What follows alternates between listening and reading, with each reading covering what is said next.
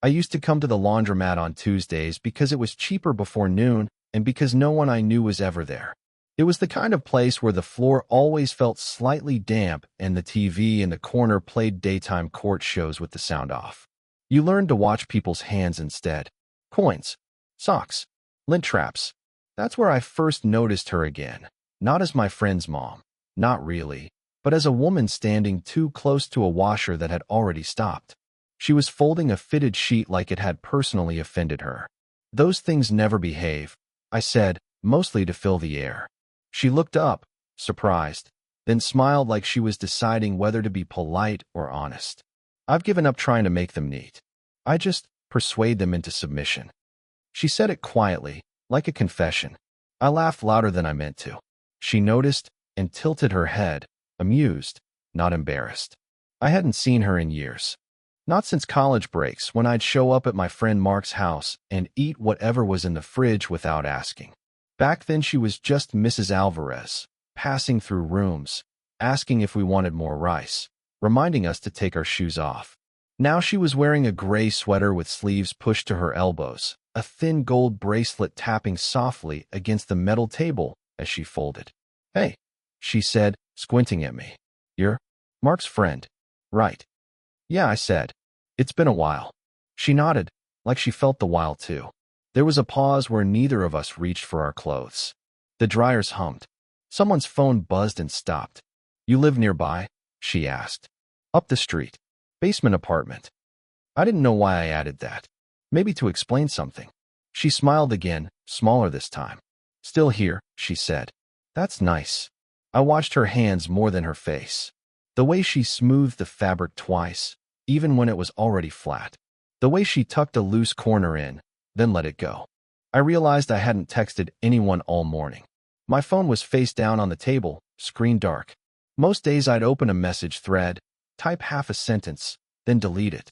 It wasn't sadness exactly. More like not wanting to interrupt anyone's life with mine. When my dryer beeped, I didn't move right away. Neither did she. We stood there, listening to the machine insist. "You want help?" I asked, gesturing to the last sheet tangled around itself. She hesitated. Just a second. Then she nodded. "Sure." Our fingers brushed when we grabbed the fabric at the same time. It wasn't electric. It was warmer than I expected. She pulled back first, clearing her throat. "Sorry," she said. "It's okay," I said too quickly. We folded the rest in silence. Not awkward, just careful. When we were done, she stacked her clothes and picked up a small thermos from the bench beside her. "I should go," she said. Then, after a beat, "It was nice seeing you." "Yeah," I said. "You too." She took a step, then turned back. "If you ever..." She stopped, smiled at herself. Never mind. She left before I could ask what she meant. Later, back in my apartment, I found a sock that wasn't mine mixed in with my clothes. Navy blue, smaller than mine. I held it for a long second, then set it on the counter like it might ring. That night, my phone lit up with a number I didn't have saved. "This is Elena, Mark's mom. You left something at the laundromat. Maybe we should make sure it gets back to the right place." I stared at the screen, the words "this stays between us" already forming somewhere I didn't want to look at yet. I brought the sock back the next afternoon, even though she'd said she could drop it off sometime. It felt easier to be the one moving. Like I could control the temperature of it that way. She answered the door in house slippers and a cardigan that looked borrowed from a quieter version of herself. The place smelled like lemon cleaner and something warm. Tea, maybe.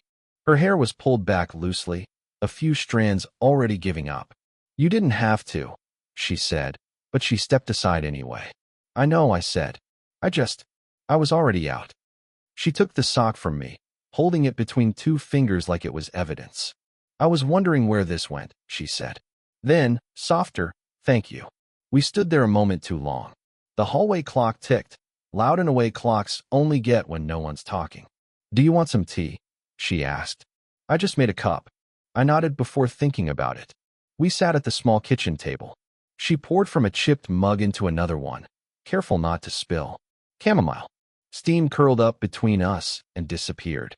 "I used to come here with Mark all the time," I said, mostly to fill the space. "Your kitchen looked bigger back then."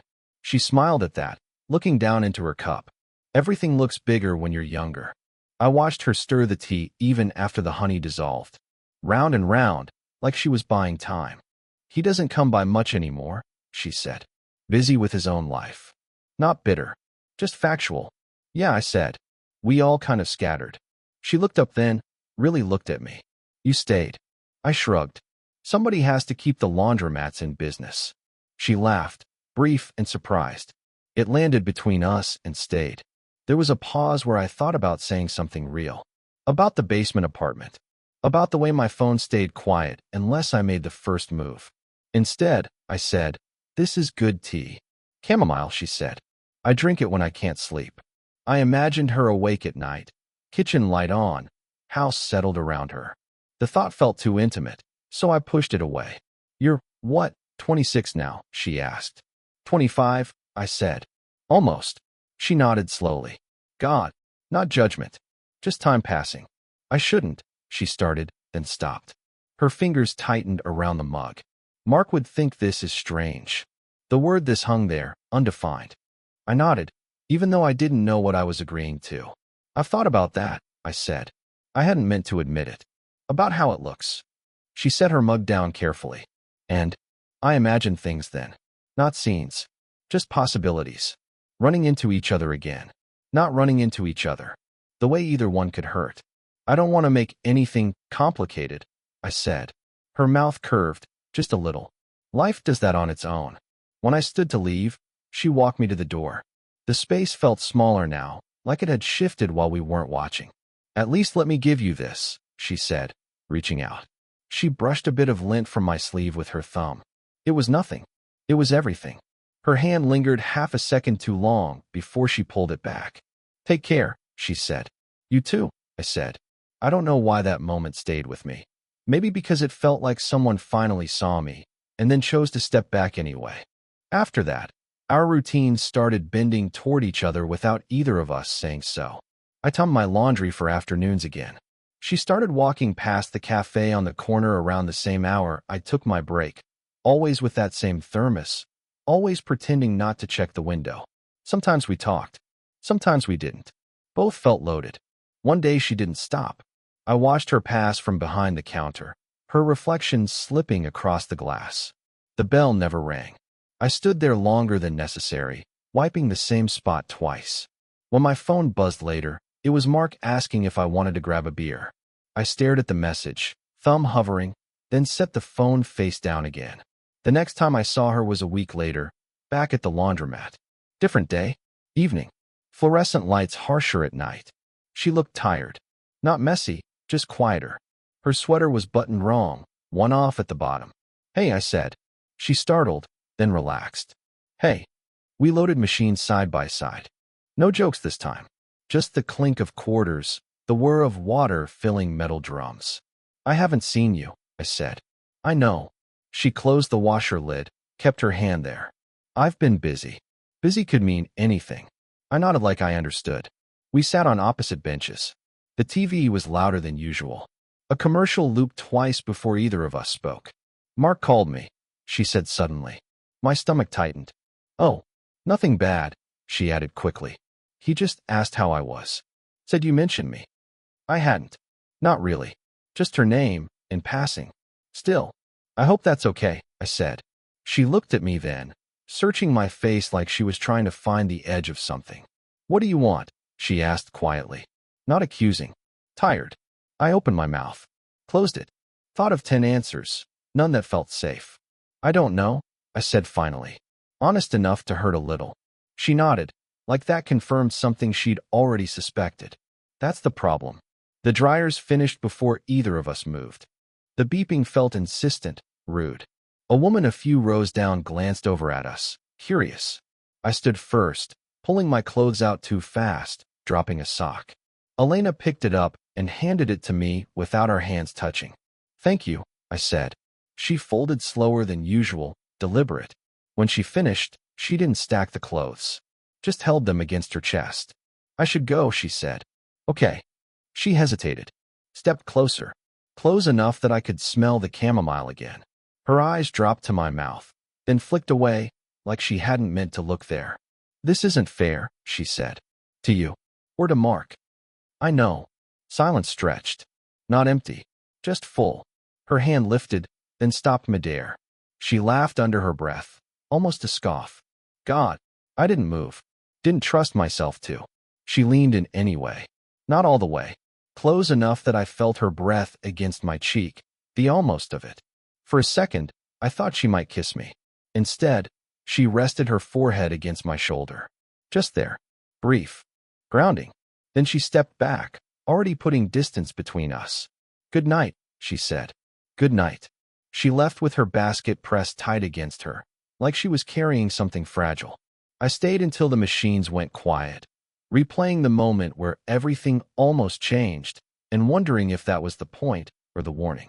It came to a head on a walk that wasn't meant to be anything. I ran into her outside the corner store one evening, the sky already dimming even though it wasn't late. She was holding a paper bag against her hip, the top folded over twice. Wine maybe. Or bread. Something that suggested an ending to a day. Hey, I said. She smiled, automatic, then caught herself and let it soften. Hey. We fell into step without discussing it, heading down the block toward nowhere in particular. Our shoes made different sounds on the sidewalk. Hers slower, me adjusting to match. I saw Mark, I said, because it had been sitting in my chest all day. Her shoulders tightened. Just a little. Oh, yeah, last night. I kicked a pebble ahead of us, watched it wobble into the curb. He asked how you were. And, she asked. I shrugged. I said you were good. She nodded, kept walking. The silence stretched, filled by traffic a street over, someone laughing too loudly somewhere behind us. He's thinking about moving back, she said finally. Closer to home. Something sharp flickered through me. Not jealousy exactly. More like the sudden awareness of gravity. That's good, I said. She stopped walking. I took 2 more steps before realizing and turned back. She was staring at the ground, jaw set like she was holding something in. I can't keep doing this, she said. Not angry. Steady. Whatever this is. I waited. Didn't interrupt. My hands were in my pockets, fists without meaning to be. It makes me feel like I'm 16 again, she went on. Like I don't trust myself. And I hate that. She looked up then, eyes bright but dry. I've spent years building a life that doesn't wobble. I'm not trying to make it wobble, I said. I know. A pause. That's what scares me. We sat on a low concrete wall nearby. Close, but not touching. The streetlight buzzed on above us, too bright, flattening everything. I think about you more than I should, she said, staring straight ahead. There. I said it. My chest tightened. Me too. She closed her eyes, just for a second. When she opened them, there was something resigned there. Tender. Tired. You don't even know what you want yet, she said. I know, I said. But I know how I feel when I'm around you. She turned toward me then, really turned. Studied my face like she was memorizing it for later. And what happens, she asked quietly, when this stops being gentle? The question hung between us. I leaned in without deciding to. She didn't pull away. Our knees touched.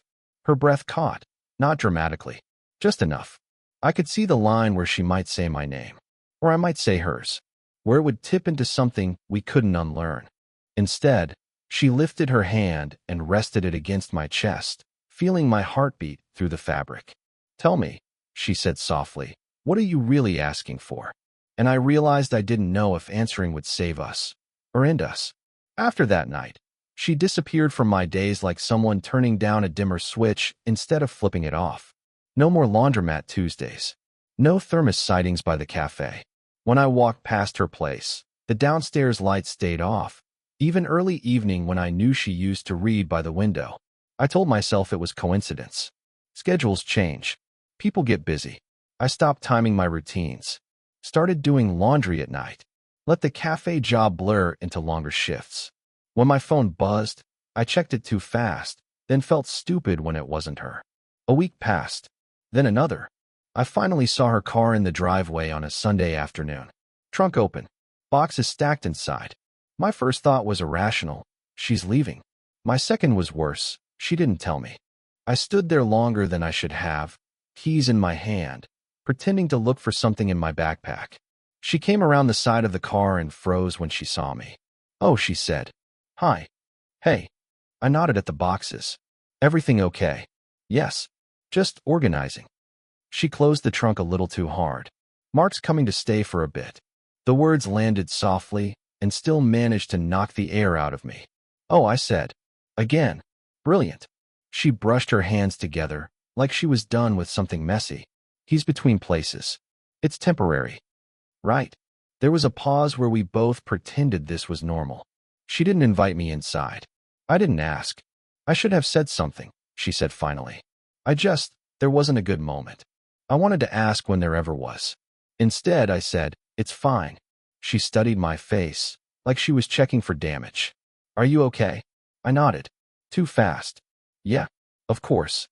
She hesitated, then reached into her pocket and pulled out her phone. Turned it face down again without unlocking it. I need to create some space, she said quietly. For him. For me. I understood what she wasn't saying. That whatever we'd been circling had no place with her son in the next room. That I was a complication she couldn't afford. Okay, I said. She looked relieved and stricken at the same time. That night, I typed a message I didn't send. I don't want to be a secret, but I don't want to be nothing either. I erased it. Typed another. I miss you. Deleted that too. Days folded into each other. Mark moved back in. I heard his laughter through the floor one night when I couldn't sleep. It felt like time looping, only I wasn't where I used to be. I stopped by the cafe less. Took my coffee to go. Sat on a bench across the street sometimes, watching people come and leave.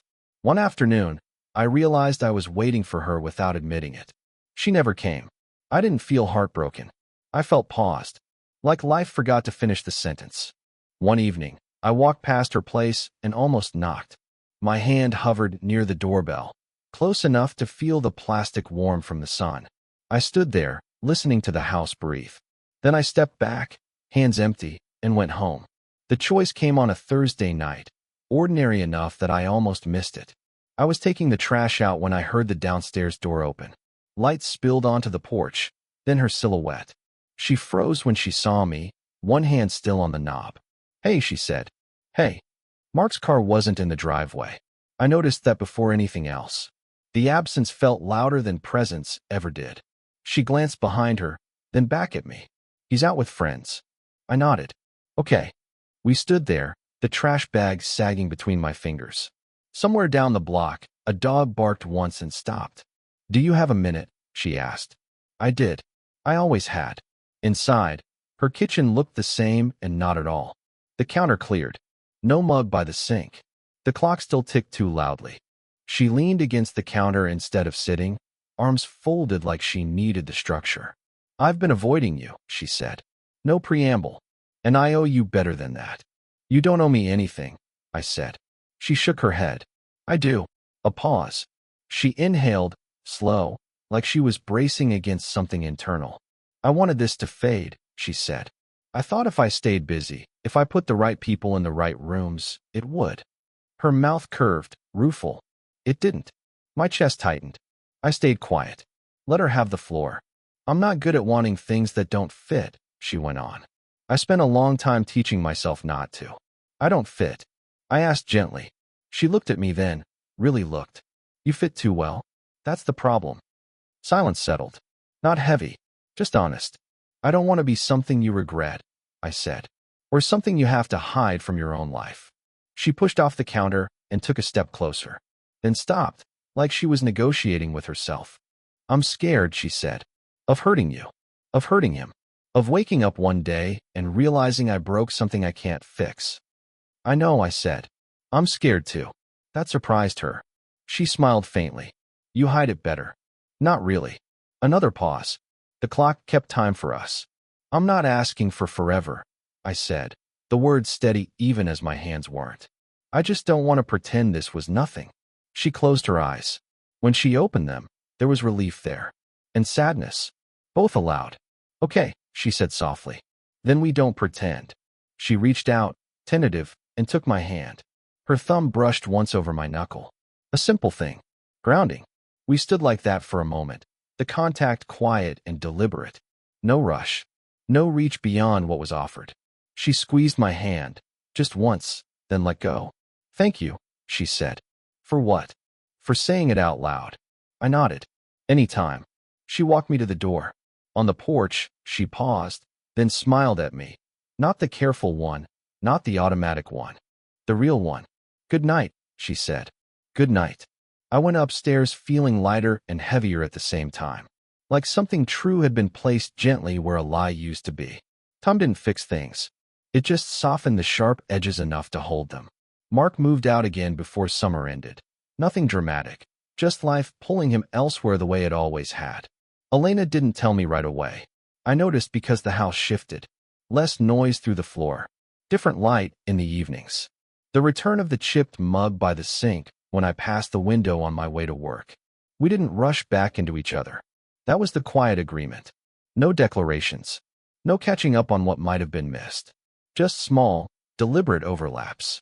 Tuesday mornings came back first. 8:47 a.m. Like clockwork, she'd sit on the bench outside the cafe with her thermos, legs crossed, book open but unread. I'd bring her tea without asking. Chamomile. One honey. She always said thank you like it still surprised her. I drank black coffee now.